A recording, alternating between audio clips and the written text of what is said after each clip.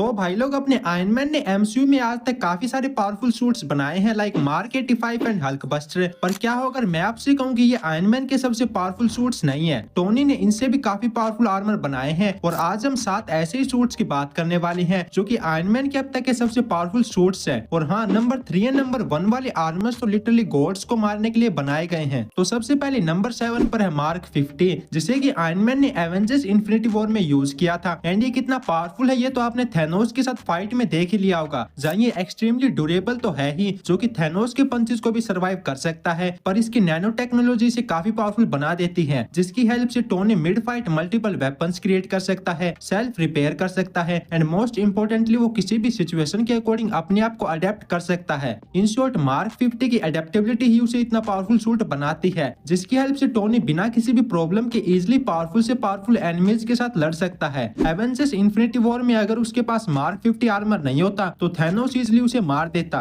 वो मार्क 50 ही था जिसने थैनोस को इतनी कड़ी टक्कर दी और उसका खून तक निकाल दिया।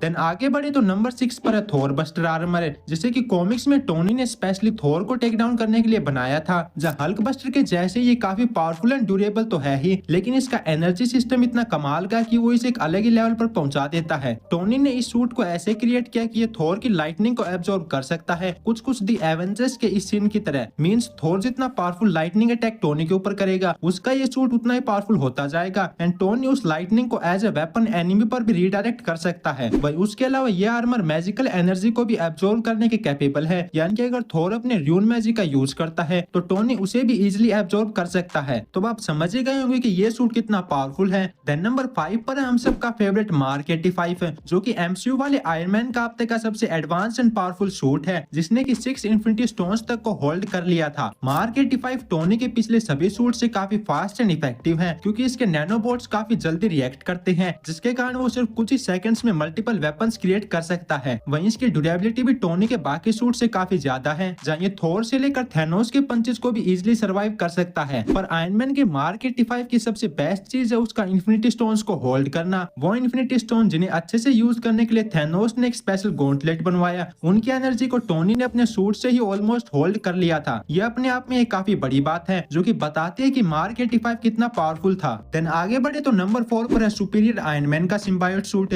जो कि परफेक्ट रिप्रेजेंटेशन है कि अगर टोनी इविल होता तो कितना डेंजरस बन सकता था। कॉमिक्स में एक बार जब सभी हीरोज इविल बन जाते हैं तो उस टाइम टोनी पूरे वर्ल्ड पर डोमिनेट करने के लिए अपना सिम्बायोट सूट बनाता है, जहाँ वो एक सिम्बायोट लाइक एलियन मटेरियल का यूज करता है अपने सूट को बनाने के लिए। एंड इसीलिए ये टोनी का एक ऐसा इकलौता सूट है जो कि अलाइव है, जहाँ ये सूट फिजिकल कमांड्स की बजाय साइकोलॉजिकली ऑपरेट करता है। मींस ये डायरेक्ट टोनी के इमोशंस एंड थॉट्स को समझकर रिएक्ट करता है। जहाँ इसका हार्ड लाइट कंपोनेंट इतना फ्लूइड है कि टोनी इजिली किसी भी थ्रेट के साथ अडेप्ट कर सकता है। वो नैनोटेक के जैसे ही मल्टीपल वेपन्स बना सकता है। एंड सिंस ये एक बायोलॉजिकल सूट है जो कि सिम्बायोट से मिलकर बनाया गया है, तो इसे हैक भी नहीं किया जा सकता एंड ये सेल्फ रिपेयर भी काफी जल्दी हो जाता है। पर इस सूट को सबसे डेंजरस बनाता है टोनी स्टार्क का इविल माइंड, क्योंकि अब बिना किसी मोरल्स के वो एकदम लिमिटलेस है, जो कि अपने गोल्स को अचीव करने के लिए कुछ भी कर सकता है। और यही चीज इस आर्मर को काफी पावरफुल बनाती है, क्योंकि ये पहनने वाले के माइंड के साथ कनेक्ट होता है एंड इसीलिए ये और भी डेंजरस बन जाता है। नाउ आगे बढ़े तो नंबर 3 पर उरू आर्मर है, जिसे कि टोनी ने उरू मेटल की हेल्प से क्रिएट किया था।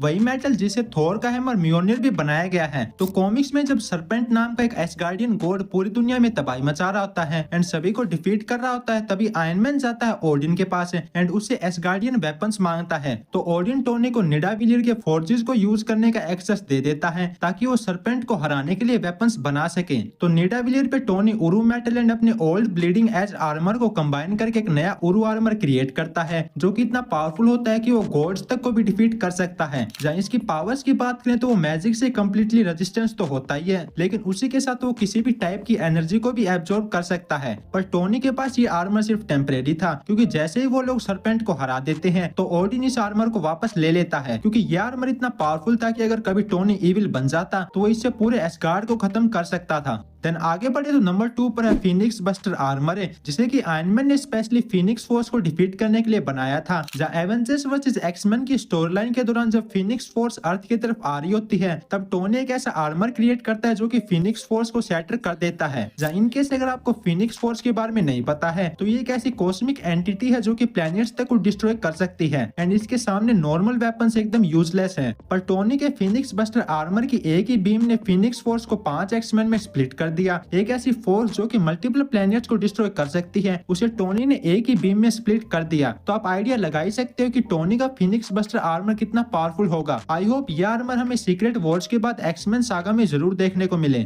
नाउ नंबर 1 पर है आयरन मैन का अब तक का सबसे powerful and strongest suit God killer है, जो कि इतना पावरफुल है कि वो सेलेस्टियल्स तक को मार सकता है। कॉमिक्स में जब एक सेलेस्टियल अर्थ को डिस्ट्रॉय करने की धमकी देता है, तो आयरन मैन गॉड किलर नाम की एक स्पेसशिप को रिवर्स इंजीनियर करके एंड उसे मॉडिफाई करके एक ऐसा आर्मर बनाता है जो कि इतना पावरफुल होता है कि वो सेलेस्टियल्स तक को इजीली डिफीट कर सकता है एंड टोनी उसे नाम देता है गॉड किलर। उसका ये आर्मर साइज के मामले में सेलेस्टियल्स के सिमिलर होता है, जो कि एक पूरे प्लेनेट से एनर्जी लेता है एंड इसके रिपल्सर्स तो इतने पावरफुल होते हैं कि वो एक ही अटैक में मल्टीपल सिटीज को खत्म कर सकते हैं। God killer armour easily iron man का अब तक का सबसे बेस्ट आर्मर है, जो कि पावर एंड स्ट्रेंथ के मामले में टॉप पर है एंड इसकी हेल्प से वो कॉस्मिक गॉड्स तक के साथ इजिली फाइट कर सकता है। तो बस यही थे आयरन मैन के साथ सबसे पावरफुल आर्मर्स। इनमें से आपको कौन सा आर्मर सबसे बढ़िया लगा कमेंट करके जरूर बताना। पर्सनली मुझे तो उरु आर्मर काफी बढ़िया लगा, जो कि मैं तो एक दिन लाइव एक्शन में जरूर देखना चाहूंगा। बाकी आज के लिए बस इतना ही। जाने से पहले वीडियो को लाइक जरूर कर देना। मैं मिलता हूँ आपसे जल्द एक न्यू वीडियो के साथ। तब तक के लिए स्टे सेफ, स्टे हेल्दी।